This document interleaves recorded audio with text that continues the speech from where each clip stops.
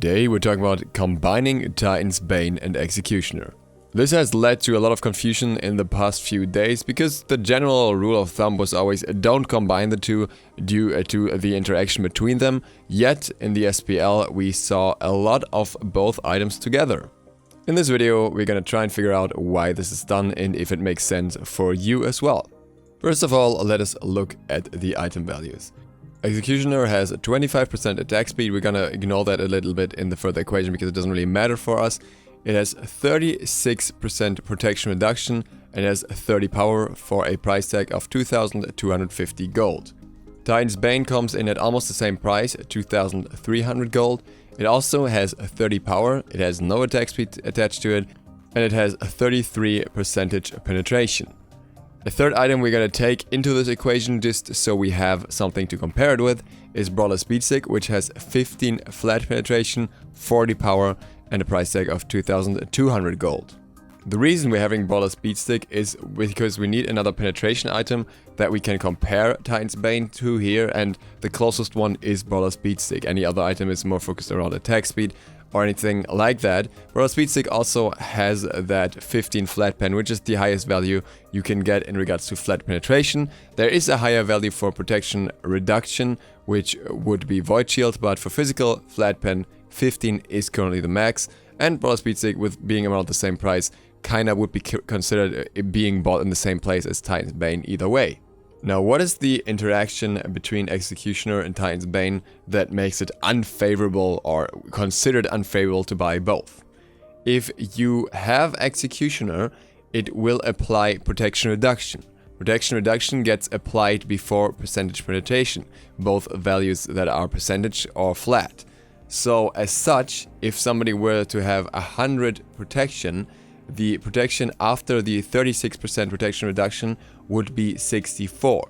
The percentage penetration of Titan's Bane would only be applied to these 64 protections instead of the full 100. So the additional protection reduction through Titan's Bane here would be 21.12 instead of 33.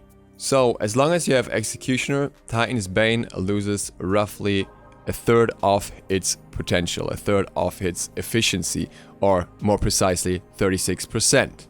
The question here is how much of an issue that really is, especially when compared to another item, and why that has changed a little bit recently. Now, first of all, before we get into the values here, one of the reasons why we didn't see this as much in previous times is because crit builds were generally a lot more popular. Crit builds usually don't allow for that many flex slots because you want to have at least 2 crit items, and also with that crit you could often get higher damage than through more penetration. At the moment, crit builds are not very much favored due to various reasons regarding the meta, so ability builds are what you usually want to go for. And as such, in the later slots, you're just looking for the items that emphasize more on the damage that you already have, either by enhancing your abilities or enhancing kin size if you build that, or anything like that. And for that, you're looking for item options with penetration and not crit most of the time, as well as items that allow you to push structures effectively. This is one part of why this is becoming a little more popular again. The other reason will be explained through the numbers. What I did for those numbers was a little step-by-step program. I started by listing all the protection values from 60 to 200. 60 is basically the value every god will reach at level 20, or at least something around that value. And 200 is a very high protection value. You could go higher than that, but it's not really relevant for the calculation because at that point you could pretty much build any protection reduction and percentage penetration together at all times and it would still work. That's not the main point. The important area is especially that between 60 to 90, because those are easily reached for many characters, and then maybe anything that goes up to roughly 150, 160, where the highest protection values with a single protection item are. The next step was assuming 3 stacks on Executioner. Until these 3 stacks are reached, Titan's Bane has basically efficiency over pretty much any other item, as long as there are some protections on the target, simply because of the fact that you have the penetration from the first shot on. So it's more important what happens after those 3 stacks are applied. So I reduced the values that we had above by 36%. To those values, I then applied the protection penetration from Titan's Bane. This penetration led to a new value, which was basically the end result in regards to protection that the enemy would have left after both items were applied. Subtracting the value that was left after Executioner from the value that was left after Titan's Bane gave me the difference in a flat value, which allowed me to find out how much flat protection reduction Titan's Bane would have on a specific level of protection. And these values are what's interesting for us. As you can see here, if the enemy has 60 protections, then the percentage penetration of Titan's Bane equals roughly 12 to 13 flat penetration. If we're talking about 70, we're already at roughly 15 flat penetration. 80, we're at 17 flat penetration. At 90 protection, we're at 19 flat penetration. At 100, we're at 21 flat penetration. And so on. You can see the rest of the shots here. It goes up to 42 flat penetration for 200 protections, which is quite a lot. Now, if we're talking raw penetration, the point where Titan's Bane would go even in flat penetration with Brawler Speedstick is quite low. It would be somewhere between 70 and 80 protections, though you have to factor in that Brawler Speedstick is 100 gold cheaper and obviously has a passive as well, so there are other reasons to build it. But just objectively looking at these numbers, that's where we would find that sweet spot. What that doesn't factor in is that Brawler Speedstick has 10 extra power over Titan's Bane. Because of that, I figured the most simple method to find out where the exact sweet spot is would be to just go into jungle practice and test it out. The values were pretty much even around 100 protections if we just had Death Toll, Power Boots, then Executioner and one of the two options, either Titan's Bane or Brawlers. By adding a little bit more protection, exactly to the point of 110, we would find the point where Titan's Bane completely outweighs Brawler Speedstick in regards to damage. Not by much, but by a little bit, and this is only talking after all the shots had been fired. For the first shots, Titan's Bane would already have the advantage. If this value for some reason sounds surprisingly low to you compared to in earlier times, that's correct. Brawler Speedstick once had 20 flat penetration, and this obviously makes a fair bit of a difference here, because back then Brawlers would be a little bit ahead in the damage curve at that point still. By testing the whole thing with a full set, so adding another Ekival and Kinsai's to the build, the sweet spot or the even spot would be at 90 protections already, same if you added a Hasten Fatalis into the build, which meant it would be a little more flat penetration overall. So there is not too much of wiggle room in regards to how much this will change depending on which items you have. It should always be somewhere between roughly 90 to 110.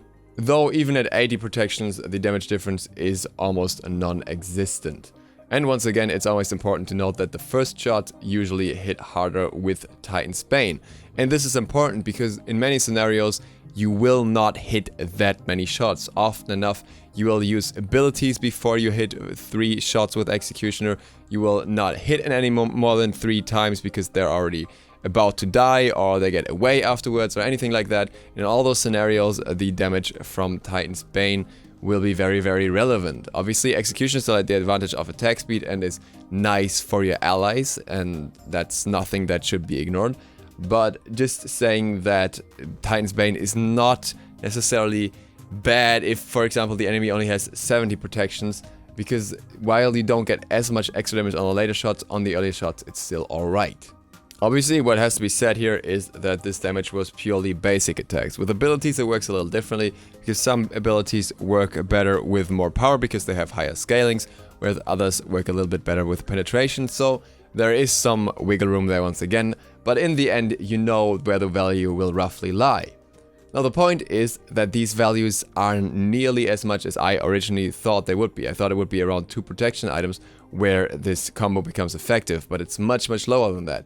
90 protections is something that an Amaterasu on level 20 will have reached the moment she just builds Markov the Vanguard, and at that point any warrior should have more protection items than that. But what's more important is that 90 protections can be reached by any character in the game now. Most squishies have 60 base protection, and only by having a support with Sovereignty they would already end up at 90 protections. Even Gauntlet of Thieves would bring them up to 80, where the combination would still not be terrible, as long as the enemy team obviously has some characters with higher protections, which they would in pretty much any scenario unless you're going for a 5 squishies comp, which shouldn't happen. If the enemy support has both Gauntlet of Thieves and Sovereignty, then we're talking about protection values past 100, where Titan's Bane and Executioner reach their effectiveness for sure. But those aren't all the benefits. As Executioner can't be applied to structures and so on, for objectives, Titan's Bane will always be the best choice. Taking so many protections off any structure, any objective is just amazing, and as such, the item has great potential for that. In addition, it always helps with early ability burst before you can even apply Executioner. But at the same time, Executioner does not only help you, it applies the protection reduction for your whole team, so even if your allies, especially the warriors, don't go into any sort of protection reduction, they will still deal extra damage as long as you have Executioner. So both items have their individual benefits that they can be used for. So to point this out once again, the second change that really makes this combo more effective now is that a lot of the enemy players will often have more physical protection due to the fact that Thieves and Sovereignty both exist in the game at the same time, so everyone will often have a lot of protections, especially on higher levels of play where these items are frequently built. Obviously, the items have a little bit of a downside as well. You will be weaker in a direct boxing match in a 1v1 against another hunter, for example, if they go for a more aggressive combo that's not aimed at team fighting as much, because they may not have the aura on, and then it doesn't matter all that much because they may just have base protections.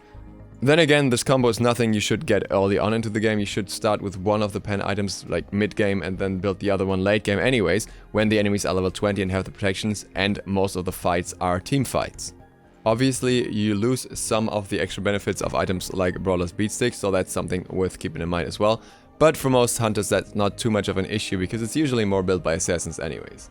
Also, it's worth pointing out that you should consider if you want to build this on non-hunters, because on assassins you will often not have room for it. Even if you were to, you could be better off, for example, on a village with just going Executioner and Stone-Cutting Sword, because that combination just allows for a little more, and if you have both those items, you kinda want to avoid Titan's Bane most of the time. Overall, in the current meta, combining Titan's Bane and Executioner is much better than given credit for by many. We will see if that remains the same way with shifts to the meta and changes to items. With that, thank you guys for watching. I hope this was informative, I hope this was insightful. If you're not subscribed yet, you can click the subscribe button and maybe the bell. I would very much appreciate it, it really helps me out. See you all for the next one. Tomorrow is going to be patch notes. ZiSotto, out.